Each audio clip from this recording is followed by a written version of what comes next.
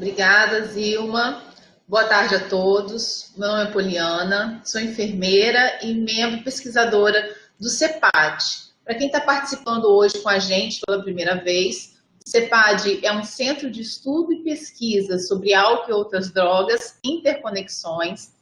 A gente fica situado no Hospital das Clínicas, ali no campus de Maruípe, na verdade a gente fica no CCS, né? Nós somos um grupo que foi criado, né, um grupo de estudo criado em 1996, com a missão de prestar assessoria e planejamento em dependência química. Então, nós somos um grupo interdisciplinar, né? Nós temos vários profissionais da área de saúde e áreas afins, e as nossas reuniões científicas, elas acontecem toda sexta-feira, no horário de 1 hora da tarde, né? Hoje, excepcionalmente, a gente está aqui, né, nessa web palestra, e depois eu vou passar para vocês todos os nossos dados para que vocês possam estar entrando em contato com a gente, caso vocês queiram qualquer informação sobre o CEPAD. Bem, hoje é com imenso prazer que eu estou aqui para moderar mais uma web palestra do nosso 20º ciclo de debates, Saúde Mental, Qualidade de Vida e Saúde Integral, e eu com isso. E hoje nós temos aqui com a gente o professor doutor Márcio Wagner Camata. Ele é enfermeiro formado pela Universidade Federal do Espírito Santo, doutor em enfermagem pelo Programa de Pós-Graduação em Enfermagem da Universidade Federal do Rio Grande do Sul. Ele é professor de graduação e professor do Programa de Pós-Graduação em Enfermagem da Universidade Federal do Rio Grande do Sul, integrante do Grupo de Estudo e Pesquisa em Enfermagem Psiquiátrica e Saúde Mental, professor do Programa de Mestrado Profissional em Saúde Mental e Adições, tutor do Programa de Residência Multiprofissional em Saúde, Atenção Integral ao Usuário de Drogas, e chefe do Serviço de Enfermagem e Adição. Imenso prazer tê-lo aqui, Márcio. Que bom a gente poder recordar os nossos momentos de faculdade, né? E é com uma honra imensa, assim, um prazer imenso, que eu tenho certeza que a nossa tarde de sexta-feira vai ser extremamente agradável. Agora eu passo a palavra para você. Precisando de qualquer coisa, nós estamos aqui, tá bom? Olá a todos, a Poliana. É uma satisfação enorme estar aqui com vocês hoje, compartilhando um pouco das minhas leituras, reflexões. Quem não sabe, eu sou Canela Verde, de Vila Velha, né? Já atuei como enfermeiro na saúde da família por 5 anos, né? E parte deste período no município de Santa Maria de Jetibá, e outra parte em Vila Velha, onde eu fiz muitos amigos também em Santa Maria, sinto falta de muitas pessoas. E rever colegas da graduação é muito especial, né? Assim, o estado do Espírito Santo, ele é muito especial para mim, né? É de onde eu sou de origem. E já estou aqui no Rio Grande do Sul há 15 anos, né? E fui convidado, né? Espero atingir as expectativas dos organizadores, especialmente a professora Marluce, né? Miguel de Siqueira, muito especial na minha vida, e que foi a pessoa que em 97 me inseriu neste contexto acadêmico com a graduação em enfermagem na UFES.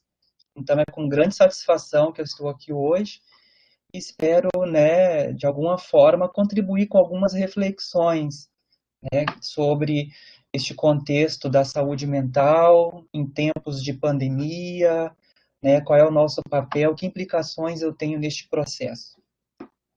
Então, dito isso, né, revi alguns amigos, né, aqui no chat, já vi alguns, é muito, muito bacana poder estar com eles, e alguns colegas também, né, o professor Jacó, já vi ali. Enfim, antes de falar dessa organização do material, eu gostaria de compartilhar com vocês, eu sugiro, assim, me apoiei muito nesses dois materiais. Eu acho que esse material inicial aqui, o texto do professor sociólogo, né, português, Boaventura de Souza Santos, ele nos ajuda a fazer grandes reflexões de que contexto é esse que nós estamos falando, né, um contexto de sociedade.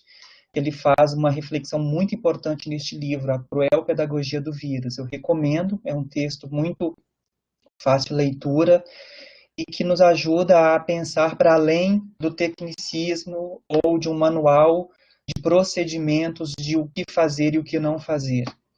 Então, nas suas reflexões, ele fala desses processos políticos e civilizatórios como necessários para a gente repensar a sociedade, né, a humanidade que nós construímos. E ele, né, enfim, faz uma série de reflexões acerca das implicações dessa pandemia, né, que essa pandemia é algo que aflige a todos, que mobiliza de maneira em escala planetária, né, as pessoas e os coletivos, e ele já de largada diz que essa pandemia ela não atinge igual a todos, né? Ela atinge muito mais algumas pessoas e menos outras pessoas, embora saibamos que todos são atingidos.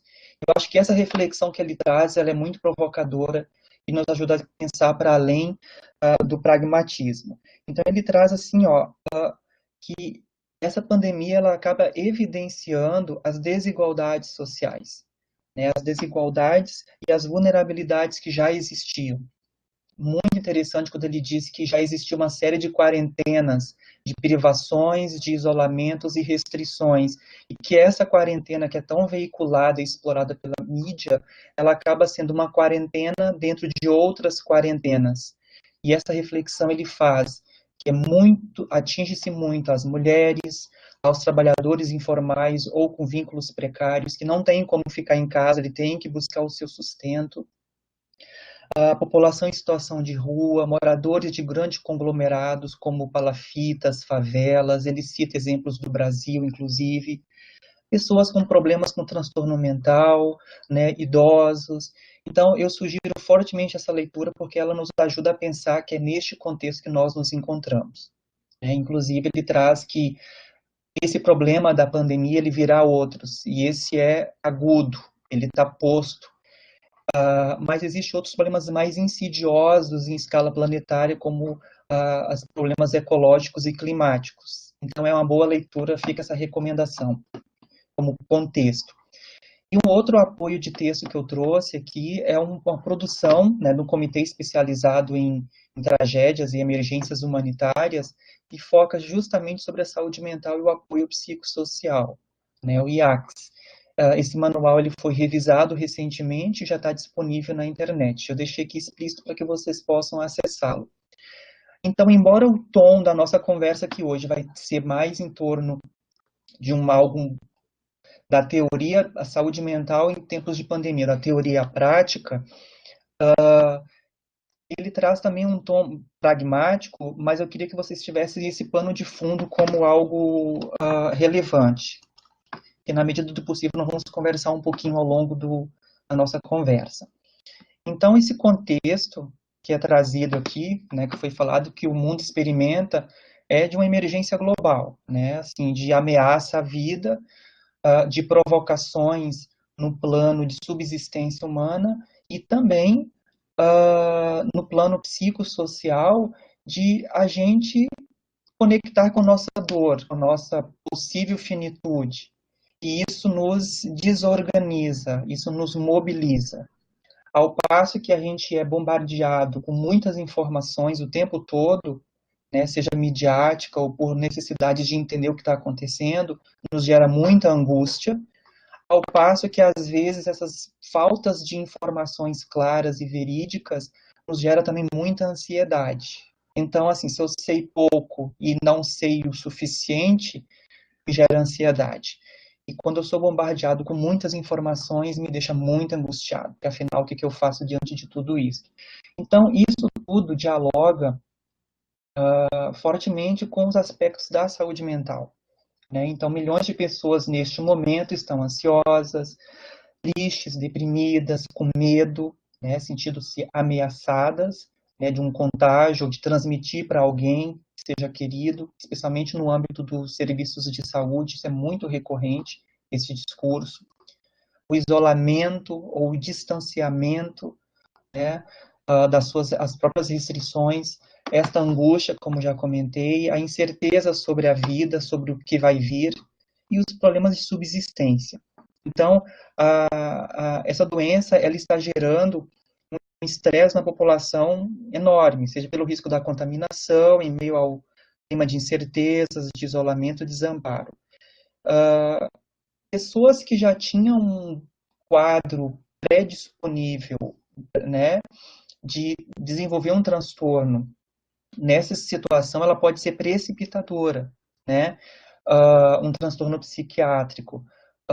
Mesmo que não preencha critérios diagnósticos, as pessoas também acabam tendo uma série desses tipos de manifestações emocionais e psicológicas que também as desestabiliza, ou seja, independente de preencher critérios diagnósticos, o sofrimento psíquico, ele acaba se instalando, né, e isso vai gerando um desgaste progressivo. Vou passar aqui agora. E aí fica muito nesses de informações, assim, afinal, qual é o ponto de partida, né? Assim, o que a gente está falando? A gente está falando de uma doença causada por um vírus, né, que originalmente surgiu até o momento que se tem documentado na China, e que tem um espectro clínico que pode ser de assintomático a quadros graves. O Ministério da Saúde traz, né, inclusive dados da literatura internacional que 80% desses casos vão ser assintomáticos ou vai ter poucos sintomas. 20% vai necessitar de uma intervenção hospitalar por uma dificuldade respiratória qualquer. E desses, 5% vai precisar de um suporte ventilatório. Então, diante desse cenário, foi-se verificado que a, a, a população mundial que atendesse a esses parâmetros percentuais, se 5% da população ao mesmo tempo tivesse esse tipo de necessidade, muitas pessoas não teriam o atendimento necessário. Então, diante disso, essas medidas, né, que todo mundo já está, sabe bem, né, que estamos vivendo todo mundo junto, isto, sabe que foram pautadas em ciência, em conhecimento. Não se tem, neste momento, uma outra alternativa. Pesquisas estão em andamento, inclusive para se medir, além das vacinas, né, se produzir vacinas, mas também de se medir qual é o impacto que essa pandemia tem, né, que isolamento, a quarentena, essas restrições de circulação, de convivência, de emprego. Então, isso tudo, no âmbito acadêmico, tem sido muito estudado e muitas produções estão sendo consumidas na medida que elas são produzidas. Então, isso é tudo muito novo nesta escala. Não que outras pandemias não tenham existido. A diferença é que nós estamos dentro de uma sociedade mais globalizada. Bem, esses sintomas, então, eles podem ser um resfriado, né, ou uma síndrome gripal, ou uma pneumonia severa. Sabe-se hoje que não é só uma pneumonia severa, né, há todo um quadro de coagulação sistêmica que acaba prejudicando vários órgãos de maneira global. Então, esse conhecimento está se produzindo agora, inclusive no manejo clínico desses pacientes. Então, diante deste cenário, né, desse Covid, o que se tinha, né, baseado nos relatórios do OMS, o que se sabia sobre necessidades epidemiológicas no campo da saúde mental? O que já era sabido? Né, que o campo não era muito favorável, né, porque havia sempre uma necessidade maior de atendimento a uma população que já demandava por isso. E com a pandemia, isso vai se intensificar muito mais. Então, o que se tinha? 400 milhões de pessoas vivem com transtornos mentais, uma entre quatro será afetada ao longo da sua vida. Os transtornos mentais, por uso de substâncias, eles respondem por 13% da carga global de total de doença, ou seja, uma grande fatia dentro do pool de possíveis doenças. O transtorno mental é 13% em relação a isso. O suicídio ocorre a cada 40 segundos no mundo. Os serviços especializados são insuficientes e as equipes de saúde, em geral, estão pouco preparadas ou se sentem pouco preparadas para atender essas demandas. Essas demandas não é só da pandemia, essas demandas são de maneira geral, isso já era anterior à pandemia. E aí a própria OMS traz, né, assim, enquanto pressupostos, o movimento de cobertura universal de saúde. trazendo a saúde mental, ele é um direito humano, o acesso à saúde. Né? A saúde mental não é diferente. E que a busca desse acesso, ele é necessário, e ele está previsto na Agenda 2030 da OMS, que fala sobre os Objetivos do Desenvolvimento Sustentável. São 17 objetivos, o terceiro vocês vão ver que é saúde e bem-estar. Neste, uh, neste nesta meta, né, essa terceira meta, saúde e bem-estar, é trazido lá, por exemplo, uma pactuação dos países signatários desta agenda, que 1/3 da taxa de mortalidade por suicídio seja reduzida, né, e que reforçar a prevenção e tratamento para abuso de drogas, especialmente álcool. Então, assim, são alguns dos indicadores buscados, né, neste campo para que se atenda essas necessidades que já foram reconhecidas de maneira global. Isso não é só um recorte de algum país, isso é planetário. Então, esses objetivos do desenvolvimento sustentável, ele trabalha em vários âmbitos, que dialoga, inclusive, com as reflexões que o Boaventura faz no seu livro. Né? Ou seja, não adianta eu ser muito bom profissionalmente, fazer bem o meu trabalho, se eu tenho um planeta que está sendo destruído, né? Que não tem um prognóstico muito saudável. Afinal, nós somos, enquanto seres humanos, 0,01% da vida desse planeta. Então, é mais fácil o planeta nos extinguir do que outra forma. Com essa minha fala, eu não quero ser muito alarmista, nem catastrófico, mas é um dado de realidade que ele provoca. A pandemia é apenas uma manifestação de algo que está visível a todos. Mas existem outras coisas que são insidiosas, elas demoram mais a aparecer, mas elas já estão aparecendo, como o aquecimento global e todas essas intervenções que vocês estão vendo, que as metas desta Agenda 2030, ela trabalha isso. Esta agenda da OMS, ela se pauta justamente nos Objetivos do Desenvolvimento do Milênio, né? Esse que já foi um avanço daquele movimento anterior. Bem, o que eles defendem, né, a partir disso? Que as pessoas tenham acesso ao serviço de saúde mental de qualidade e que a atenção primária, ela é fundamental, ela é forte. Eu me lembro como enfermeiro quantas situações a gente trabalhava voltadas para a promoção da saúde mental e do bem-estar das pessoas. Então, isso tem que ser colocado sobre a mesa, tem que ser olhado como um aspecto importante do trabalho neste nível de atenção. Não é fazer sozinho nem assumir toda a responsabilidade, mas dentro de um panorama da integralidade do cuidado, isso faz parte do fazer, né? E fazíamos muito e fazemos muito neste nível de atenção. Bem, o que isso nos diz respeito que a Federação Mundial de Saúde Mental adotou este ano, né?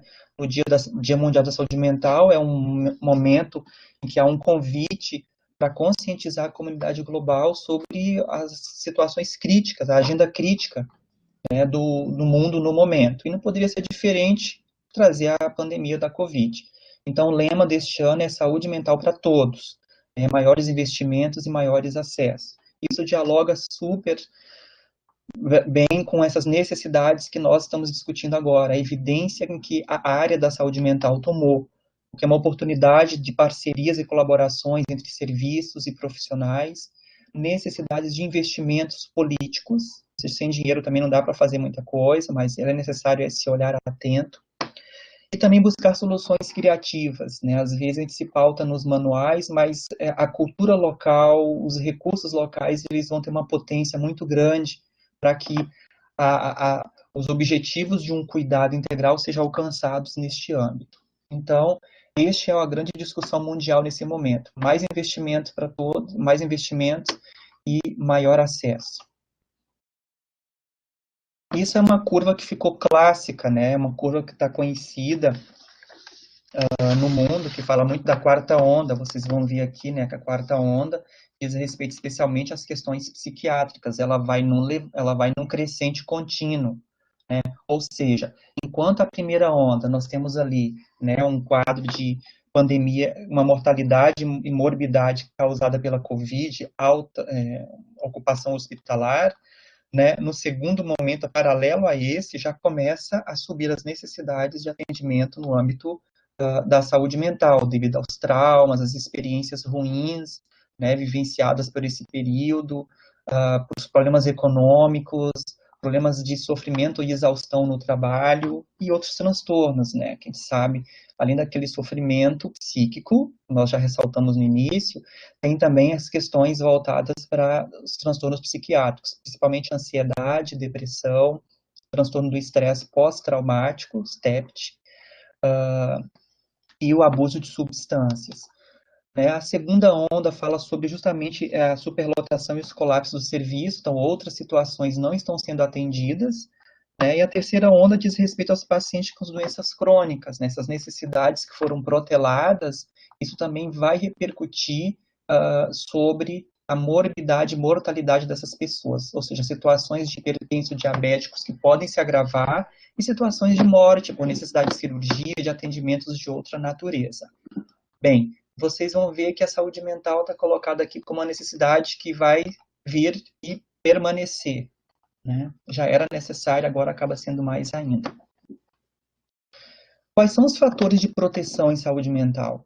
Né? Então, há alguns elementos já consagrados na literatura, e o otimismo, ter uma visão positiva de si, atividades físicas, culturais, de lazer, habilidades sociais, acesso a tratamento, para situações difíceis, especialmente aquelas que necessitam um acompanhamento profissional, um apoio social, familiar, sentido da vida, sociedade e cultura interferem nesses processos, os hábitos saudáveis, eles vão interferir na saúde mental das pessoas. Então, qualquer ação que eu faça voltada para fortalecer qualquer um desses aspectos, ou a sua maioria, eu vou estar promovendo a saúde mental. Então, isso é importante para não ficar aquele recorte, sempre que a gente ouvia na atenção primária, e talvez em algum momento eu fui até porta-voz disso, e dizer, saúde mental não é aqui. Não, sim, a gente faz muito mais saúde mental neste cenário, nas minhas relações, no uso das minhas tecnologias leves e leveduras, sobretudo, neste contexto, né? E tem uma relevância enorme. Como é que eu organizei um pouco da fala para eu não me perder? O tema é muito interessante, certamente eu não vou esgotar tudo que me foi encomendado, porque há possibilidades de aprofundamento de diferentes ordens. Então, eu quero dar uma adiantada aqui um pouco no que eu organizei para vocês, compartilhar, para que depois a gente possa ter um espaço de interlocução e possa aparecer alguns questionamentos. Então, eu organizei a apresentação assim, em 4 eixos. Uma, fazendo um compilado das principais recomendações da Organização Mundial da Saúde, né, e da Organização Pan-Americana da Saúde sobre esse cuidado em saúde mental nesses tempos de pandemia. Algumas atividades mais direcionadas, um pouco da nossa experiência no tratamento de usuários de substâncias e transtornos de impulso. Um manual super importante, muito citado pelo pelo OMS, sobre os primeiros cuidados psicológicos, que não se limita a uma técnica profissional em si, mas como algo que o agente comunitário de saúde, um líder de comunidade, treinados, todo mundo tem condições de desenvolver isso e acaba sendo até melhor, porque permite capilarizar no território esses tipos de atendimento. E, por fim, fechar com a saúde mental positiva, que é um pouco onde eu tenho estudado recentemente. Vamos lá, então. Se eu correr um pouco, vai estar tudo gravado, então vocês podem ter acesso a esse material. A ideia é que a gente possa ter um espacinho no final do nosso encontro. Então, assim, fazendo uma revisão dos manuais da OMS, né, e aqueles bombardeio de várias informações, a gente é bombardeado o tempo todo com informações, com manuais, com pesquisas, mas as pesquisas eu queria fazer uma ressalva importante, assim, na medida do possível, acolham e respondam às pesquisas que estão sendo solicitadas, desde que aprovadas por comitês de éticas de instituições, porque elas vão ajudar muito a produzir conhecimento, e sem ciência a gente não vai conseguir fazer muita coisa e ir muito longe. Então, assim, tire um tempo especial, faça esse esforço e responda, assim, com fidedignidade as informações, que isso vai ajudar muito a gente a compreender o que nós estamos passando. E, às vezes, com distanciamento no tempo, olhando para trás, a gente vai conseguir enxergar isso melhor. Então, quanto maior qualidade tivermos dessas informações neste momento, isso vai nos ajudar no momento posterior para dar respostas mais efetivas. Bem, O que eu queria destacar aqui, que é uma recomendação que vocês vão encontrar em vários manuais, né? E do OMS não é diferente, né? Ele traz assim a necessidade do público em geral ter uma rotina, que afinal ela foi interrompida. Isso ajuda a organizar o ambiente externo, organiza o nosso ambiente interno. Então, esse sofrimento, essa angústia toda, só por isso não se resolve, mas isso aqui já ajuda a gente a não deixar de atender às nossas funcionalidades no dia a dia. Então, a rotina ela é importante. Um estilo de vida saudável em casa, então alimentação, sono, exercício. A alimentação a gente vê que tem estudos, né, chineses e italianos. Eu estava revisando isso hoje de manhã, mostrando que a alimentação acabou sendo prejudicada, que as pessoas ficando em casa, ela acaba tendo acesso mais facilitado à geladeira, ou até pela própria ansiedade, né, de lidar com as situações, e o alimento acaba sendo também dentro do cenário das adicções, dos comportamentos impulsivos e compulsivos, um consumo, especialmente do açúcar.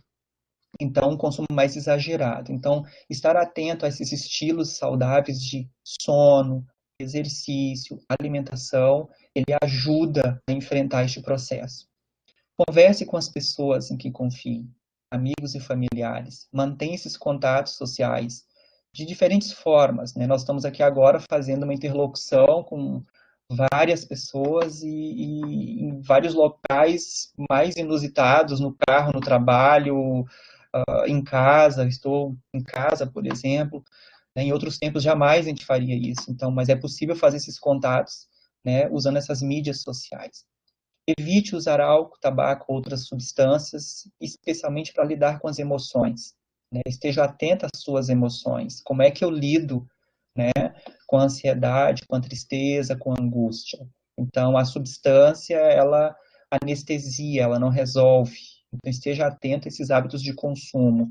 Eu já vi que tem na programação do ciclo de debates um dos encontros que é sobre intervenção breve para álcool e tabaco. Acho bem interessante, são ferramentas fundamentais, especialmente na atenção básica. Acho que é o próximo encontro, se não me engano.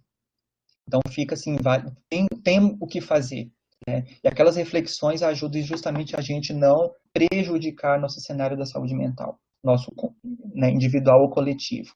Manter os tratamentos de saúde, estar atento a eles, né, não interromper.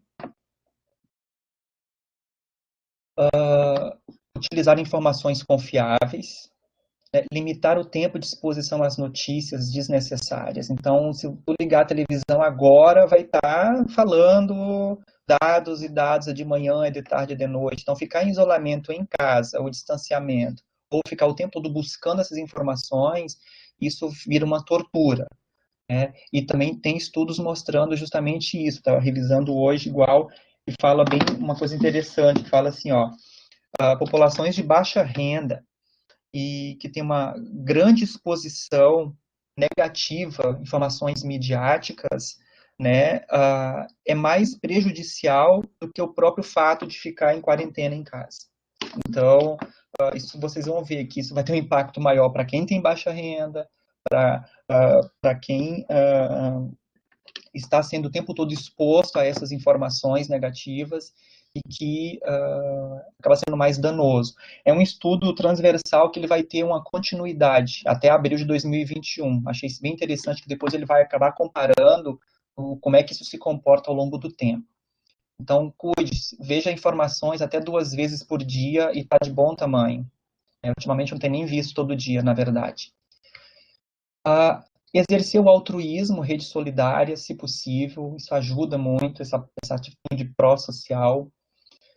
E outra coisa super importante, assim, ó, que eu vejo, que não tem uma estratégia mágica, né? As estratégias, vocês, as pessoas, nós já tínhamos isso já usando na nossa vida, né? Que já funcionou em outros momentos no passado.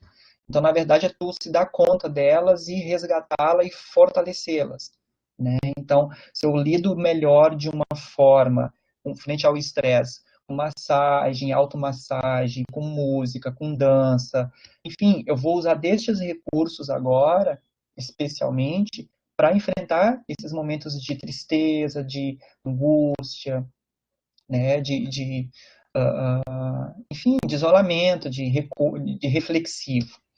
Preste atenção aos próprios sentimentos, então, tristeza, medo, preocupação, angústia, raiva, isso é normal, todos nós somos humanos, nós sentimos. A questão é o que te faz com isso, né? E o espaço da fala, da conversa, ela é fundamental. Então, assim, sentir isso, aceite, né, acolha, né? E a partir disto, compartilhe com as pessoas de confiança sobre esses sentimentos. Bem, eu fiz um recorte também, achei super importante falar sobre a população idosa, né? Além de utilizar aqueles recursos anteriores, é bem importante a gente pensar que a atitude para com eles não é uma atitude de infantilização, né? Claro, é conhecido os idosos dentro dos seus quadros cognitivos, de compreensão da realidade, se não é um quadro demencial, um quadro de difícil compreensão, mas de qualquer forma, as informações têm que ser simples e claras e repetir sempre que necessário, né? As necessidades médicas, sobretudo deles, né, devem ser mantidas, devem ser atendidas. Telemedicina e serviços online pode ser um recurso importante. E as visitas, né, como a gente sabe que contatos com, na atenção primária, as visitas, respeitadas seus afastamentos e as suas precauções, a prioridade das pessoas de serem cuidadas também no domicílio. Realizar contatos frequentes por telefone, fornecer aconselhamentos para os cuidadores, para familiares ou até instituições como asilos, casas de repouso, ensinar a lidar com bate-papo pelo celular, chat, videochamada.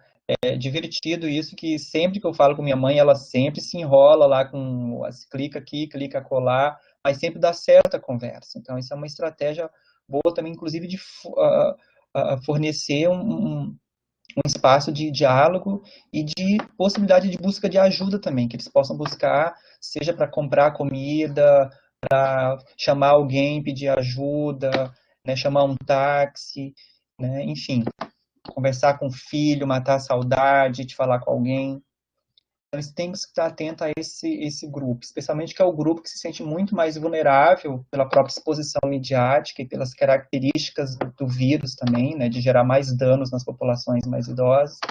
Então, isso pode gerar uma série de sentimentos mais aterrorizantes, né, do que a população em geral. No grupo das crianças, o que eu destaquei? Assim, as crianças elas manifestam seus sentimentos de maneiras muito particulares, né? Mas elas mudam o comportamento. Então, observe esse comportamento das crianças, realize uma escuta atenta, ativa, né? Uma escuta para que o que não está sendo dito pela criança, né? Muito comum de observar no próprio processo de evolução, de desenvolvimento, momentos de ansiedade, tristezas muito importantes da criança, atitudes de regressão, né, assim, é um momento que ela não fazia mais xixi na cama, ela volta a fazer, ela conseguia amarrar o cadarço, ter um pouquinho mais de autonomia, e agora ela está deixando de ter determinadas conquistas no seu desenvolvimento infantil, motor, no relacionamento. Então, esteja atento a isso e crie um ambiente seguro para que ela possa expressar esses sentimentos. E uma grande estratégia são sempre as estratégias lúdicas, né, a brincadeira, a pintura, o desenho, né, os jogos, a ludicidade ajuda muito nesses momentos. Atenção às reações dos adultos, que as crianças, elas seguem essas pistas emocionais. Então, como os adultos eles reagem, isso pode refletir muito nas crianças. Manter as rotinas o máximo possível, informar de modo tranquilizador, honesto e apropriado, né, a sua idade, né, como é que o que está acontecendo, falar dos EPIs, mostrar, pintar, desenhar as máscaras, manter atividades, né, brincadeiras, jogos, histórias, desenhos, retornar às escolas na medida do possível, a gente sabe que isso ainda está num processo ainda de discussão aqui no país, né, e apoiar trabalhos em casa, né, respeitando as suas idades. E profissionais de saúde a gente sabe bastante também já, né? Assim, muitas vezes que a gente vê que ele se sente muito estressado, é comum sentir estressado, então não se culpe, né? Muitas vezes a gente é muito perverso com a gente mesmo, a gente tem um parâmetro muito alto de exigência, isso acaba reforçando negativamente os nossos sentimentos. Então isso acaba nos trazendo para baixo, né? Assim, uma espiral descendente de sofrimento. Gerenciar o estresse psicossocial é tão importante como a saúde física, ou seja, não preciso só me cuidar da alimentação, mas eu tenho que olhar para como eu me sinto e como eu expresso esses meus sentimentos, atender às minhas necessidades básicas, usar estratégias úteis, né, que eu já usava anteriormente, manter contato constante com as pessoas que são especiais para ela, buscar apoio social no ambiente de trabalho, né, com pessoas de confiança, e diante de intenso sofrimento, busque apoio profissional. Essas recomendações aqui, tem outras, né, que a OMS traz e vários outros institutos de pesquisa, são a base para que a gente possa enfrentar esse momento da pandemia. O que eu recomendo muito, assim, que eu acho muito bacana, que a própria OPAS, né, a Organização Pan-Americana de Saúde, né, que é o regional da OMS aqui no continente americano, ele tem vários infográficos em português que podem ser utilizados em visitas domiciliares, em conversas com os pacientes, em palestras, o próprio conhecimento para divulgar para as pessoas, né, que eu cuido, né, da minha comunidade, prontas, né, sobre esses temas, sobre a Covid, lavagem das mãos, sobre as pessoas idosas, sobre doenças pré-existentes, e aí vocês podem acessar esses dados, que já estão em português, inclusive, que já ajuda muito esse trabalho de produção de saúde, promoção de saúde e saúde mental. Tem cards também que podem ser compartilhados por mídias sociais, né, está tão pronto, de apoio aos cuidadores e profissionais de saúde, afinal, os profissionais de saúde não tiveram escolha, né? Eles têm que estar expostos a esse ambiente e a gente tem que fazer jus a nosso dever, né, profissional de subsistência, mas também ético de usar do nosso conhecimento, do nosso saber para cuidar dos outros, né? Que afinal foi isso que nós estudamos nesse campo. E tem vídeos também, vídeos super curtos, né, que falam sobre esses mesmos temas que nós estamos falando aqui agora. Então, vale a pena, pode servir como instrumento de divulgação para as pessoas com que vocês cuidam e até para momentos de encontro entre os profissionais, né, para fazer educação permanente, né, porque afinal a gente está ressignificando esses conteúdos, esses conhecimentos o tempo todo. O que nós fizemos aqui na Escola de Enfermagem da URGS? A gente fez um site, né, foi promovido um site pelas professoras, e que tem vários temas relacionados à Covid, né, dentre eles tem a saúde mental. Tá? O site está aqui, depois vocês podem entrar e conhecer um pouco desses nossos relatos. Dentre os relatos que a gente fez, eu não vou me deter lendo linha por linha deles, mas eu trouxe aqui só para ilustrar para vocês, que temos atividades que foram adaptadas dos artigos, né, que estão nominados aqui, para tratamento de pacientes adictos, né, comportamentos compulsivos para uso de substância. Né, foi a doutoranda até a Alessandra Calisto quem fez isto, que foi muito bom, a gente divulga no site essas atividades direcionadas. São ideias de gerenciar, né, o próprio comportamento. Né. Isso não é dado de maneira prescritiva para as pessoas, mas isso é ofertado como opções, como alternativas, como sugestões, para que se ela vê sentido naquela sugestão, ela possa adotar isto, porque a gente já viu que esses resultados, eles têm, essas ações, ela tem bons resultados. Então, por exemplo, aqui, selecionei duas aqui, ó, de atividades diretivas, né, estruturantes. Organizar uma rotina, que já foi colocado por vários outros manuais, e estar em contato com os outros. Plantar, cultivar plantas, listar prioridades do dia. Então, isso estrutura, é o ambiente ajudando a organizar o interno. Né? Então, isso ajuda bastante as pessoas a se reconectarem consigo mesmas. Atividades motoras, alongamento, respiração, atividade física, dançar, cantar, praticar um instrumento musical. Particularmente, eu tenho feito isso. Então, para mim faz muito sentido, isso tem me ajudado nos momentos de tristeza, então, assim, toco meu violão, então isso é muito bom, isso nos ajuda. Então, isso pode fazer sentido para o outro, ou não pode fazer sentido nenhum, então não serve para o outro. Atividades cognitivas, né, então tem uma série de atividades de aprender ou aperfeiçoar algo, uma língua estrangeira, cozinhar uma receita, ler um livro, estimular cognitivamente pensamentos, reflexões. Atividades de distração, envolver-se em um projeto, elaborar algo, organizar, construir, listar necessidades ou reformar algo. Ultimamente, todo mundo resolveu reformar com a quarentena, então a gente sempre ouve, hoje ainda bem que nós não temos nenhum barulho aqui, mas é bem comum. Então, distração é uma estratégia. E outra que acho muito importante, que é a própria expressão da espiritualidade. Então, buscar meios para o autoconhecimento. A meditação é uma ótima alternativa para isso, né? Há atividades também de contemplação, natureza, arte, as coisas, ler mensagens positivas e reforçadoras, exercitar a autocompaixão, eu reconheço, eu perdoo. Então, essas estratégias, elas podem ajudar muito a nós mesmos e às pessoas com quem a gente cuida. Eu vou só adiantar um pouquinho, eu quero compartilhar mais duas estratégias para vocês, né, que vocês vão conseguir acessar isso depois, que é o primeiro, os cuidados psicológicos, que vocês vão ver aqui, né, que é uma forma de apoio às pessoas em situações de sofrimento, numa situação de crise especialmente, para pessoas que sejam muito mal naquele momento, esse momento mais recente, e que nós estamos numa pandemia que vai se arrastar por um tempo. Então, esse tempo de afetação, isso pode se arrastar por um tempo. Então, isso aqui cabe para a gente em qualquer situação nestes períodos. E onde fazer isso? Em um lugar seguro e apropriado, né, onde a privacidade da pessoa seja respeitada. Aqui eu vou mostrar só um layout para vocês verem como esse manual é super fácil, né? Porque ele traz justamente isso, né? Assim, a minha maior ação é escutar a pessoa. Eu observo, escuto e me aproximo. Então, esse escutar, essa forma de sentir a dor do outro junto com o outro, que vai fazer a diferença no cuidado, né? Isso, o agente comunitário de saúde, um líder de comunidade, as pessoas que estejam, né, que estudem o tema, treinadas, elas podem fazer uso dessa ferramenta. E é claro, né, eu tenho que conhecer e me informar dos serviços e suportes que estão disponíveis na minha comunidade, até para poder oferecer isso aos outros.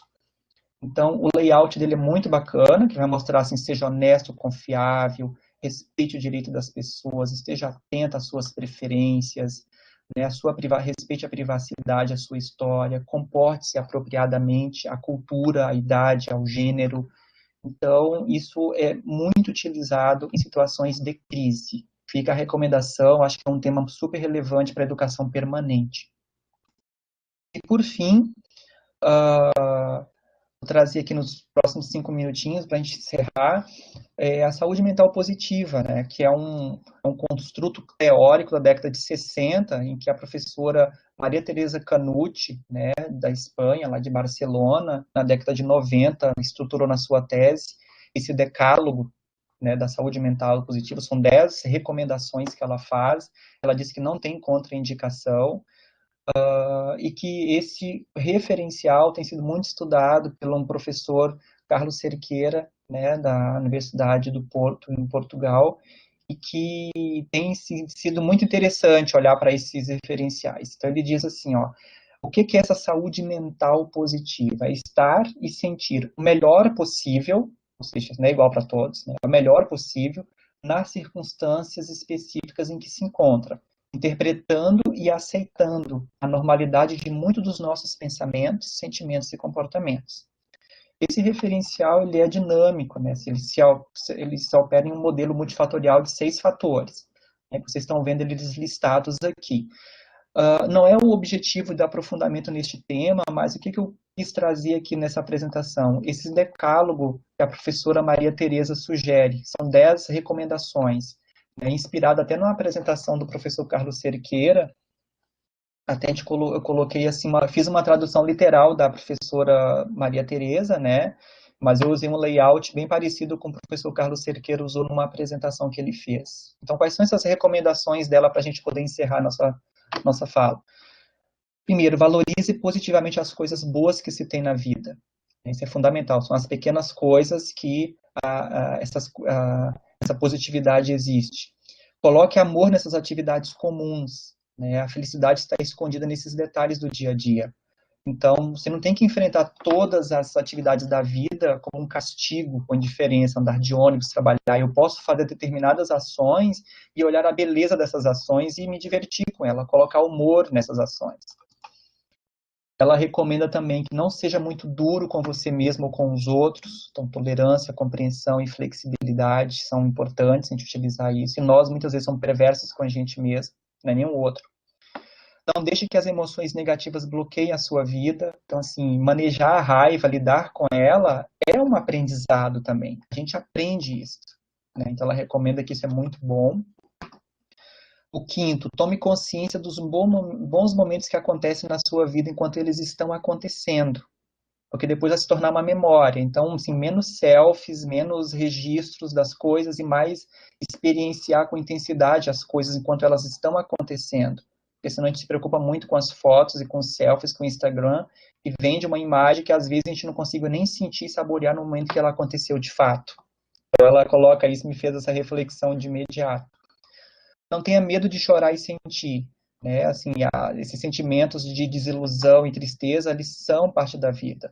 Agora, se esses sentimentos emocionais, eles são intensos, persistentes e incapacitantes, eu devo procurar ajuda. Encontre espaço de atividades para relaxar mentalmente. Então, eu posso caminhar, fazer leitura, jardinagem ou meditar. Serve para mim, mas pode não servir para o outro.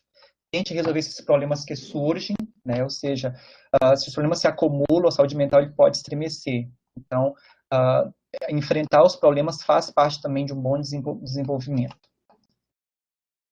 Por fim, cuidar das suas relações interpessoais. Converse com os entes queridos, visite amigos, faça reunião social com colegas, vizinhos, etc. Esteja em interação com o outro. Neste momento, a gente vai usar muito dos canais virtuais, né? Pelas restrições, né? Mas isso é saudável. E ela coloca em letras garrafais, não se esqueça de pintar a vida com humor, para que ela tenha mais cor, né? E com isso eu finalizo, né, um convite à reflexão de garantir mais investimento e acesso à saúde mental para todos, né?